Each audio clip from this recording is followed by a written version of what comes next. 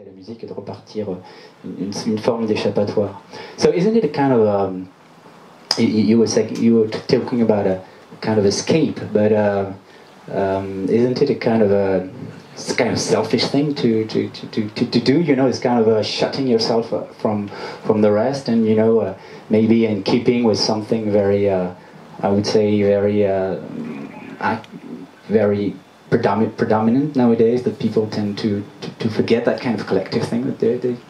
Yeah, definitely, and that's part. I guess that's a big part of the sort of a lot of what gets written about in this band is not. There's no pretense made about being prophets worth listening to. We're just Entertainers. No, I mean, yeah, I guess so, but we're also speaking, like, it's also a truth that us and a lot of people in our socio-economic demographic are faced with your own flaws, like being really selfish, and apathy is like the great demon inside so much of our generation, that you know you have to do something, but you're not, and that's becomes part of this like pervasive anxiety and stuff like that. So yeah, it's about being selfish as well.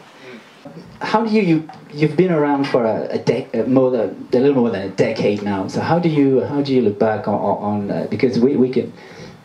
There's been a career, you know. You put Perth on the map with St Malo, and now you're into your 8th album. So have you thought about, you know, a kind of I don't know, in hindsight, about the evolution of the band, you know, what you expected, I mean, where you're at, where you want to be next? Is it something that is in your mind, or you kind of each year and each album is just another process?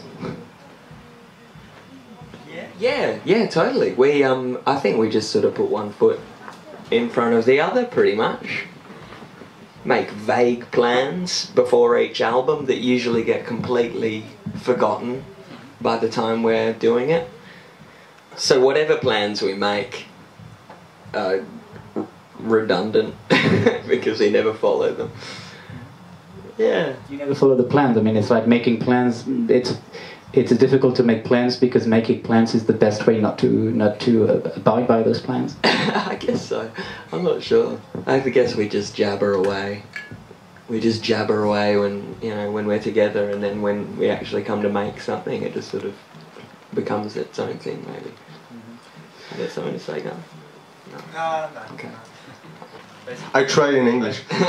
You say in your lyrics that's a lot of engagement, like political. You say that in Australia there's danger with the climate, and I saw a lyrics from a character in Watchmen from Alan Moore, Rorschach, and he said, and it's I think to you, he said, never compromise. Wait, not even. Who said this? Rorschach in the comic books Watchmen. Oh, okay. He said, never compromise, not even in the face of Armageddon. That's always been the difference between us, Daniel. Do you have made compromise in your music and in your engagement for the climate? Not in the music, no. We've made, you mean with the like compromising in the way that we... You create your writing in general. Do you have the feeling to make compromise when you do music? We only compromise when people say you have to wait 5-6 months before you can put this out, you know, because it takes so much time. Then we're like, all right, sure. That's it. Not climate related. Oh, actually, we try our best to use recycled cardboard when we can in the vinyls. Yeah, but it's hard to keep doing, like, being a part of this machinery, and care for the planet in the way that we need to. you know, there's going to be this worldwide climate strikes in September 20th, and we're going to be on a long haul flight to go and do a tour, which is just like the most painfully, embarrassingly hypocritical thing. But it's yeah, I guess the compromise with like being engaged in fighting climate change is that we are actually professional musicians, and every part of being a professional musician is like almost against it, from producing records and to flying to driving, all this shit. Yeah. You know, and I have like 500 vinyls in my record collection, which is produced which needs oil, you know, which is a complete hypocrisy, and we need definitely something more about it. Yeah, it's a very scary and real sort of battle of things that please us. You know, I get a massive satisfaction of performing and having achieved something and giving and receiving energy from a crowd, but like maybe that's got to stop. But at the same time, it means so much to people. It means so much to me. So it's a really difficult question. There's been certain changes in as far as personnel is concerned in lineup. So how does it influence the you know, the continuity of things? If it does, okay, is it something that is manageable, or something that is most of the time, unfortunately, in bands, something that you cannot control? So how that's the question of the gentleman. You got anything else? I think for a long time now. You mean the members? Yeah, I think for a long time it's been fairly constant, but traditionally it's me and this guy have written all the songs, and we've been there since the band started. So that's kind of you know, everything orbits around that to some extent. Now the other guys are starting to write more stuff, because it's been the same lineup for maybe 4 years or 5 years, so it's fairly consistent now. But I always wish we had a bit more money, so we could get like a saxophone player or like a percussionist or something. If we had more money, we might have someone else in the band. But you know, I think we've got it.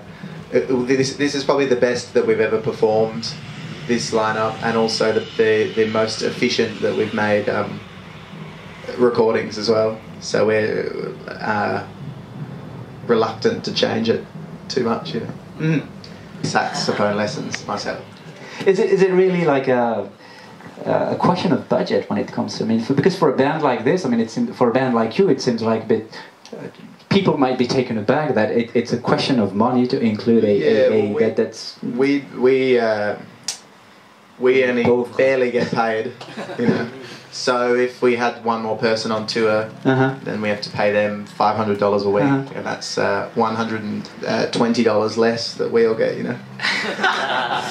So it's that small. We're talking that small amount. It's like because the thing is, to fly 5 people, plus we have a sound guy and a stage technician from Perth, Australia or something. It costs, you know, thousands of euros. Even to just get here and then get back, and then the van, and then the hotels, and there's just not that much money in music, really, unless your band is like Tame Impala or bigger. You know, everyone. I think if you ask everyone else, most of the other bands playing this festival, there won't be too many rich people in the bands, I don't think. It is a reality now. Well, I guess it never was. I think that I guess it's been the same way. Like in the 90s, it must have been the same, or you know, unless you were Nirvana or. But I think that a lot of bands were striving most of the time. But I have this vision in my head of Pond being like Talking Heads or something, and being able to have like, you know, 10 people, but. And not have to rely on electronics as much, and have people playing real instruments and stuff, which we do, but a bit of both. but it's just unfeasible. So these young girls are working in they're working into video clips, and so they have seen your video for Daisy, and they realize that they realize that the concern that we've been talking about environment was very pregnant in the video. So how do you use videos?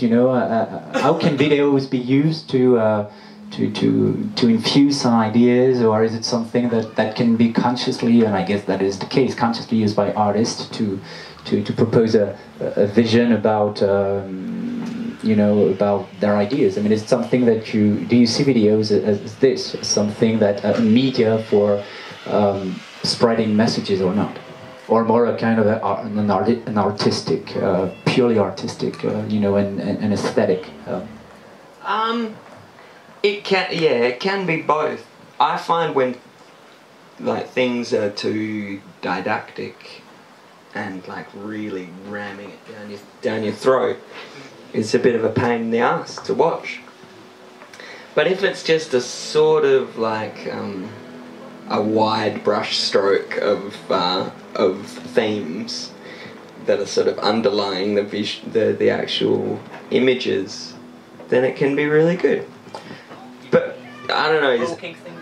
Yeah, really vaguely. Like having a car on Australian soil doing donuts is very. I don't know. It's not very in your face, I guess, in the same way that it could be. But at the same time, I reckon clips can also just be visually spectacular, and that's great. I think. Well, guys, I think that we're going to let you go. It's been thank you very much for coming here, and thank you very much for your time. And it's really appreciated. And it's been very nice, and it's always a pleasure to have artists who come here and who take time to answer to people's questions. I think that's very important nowadays. And goodbye, and have a great show tonight. Cool. Thanks.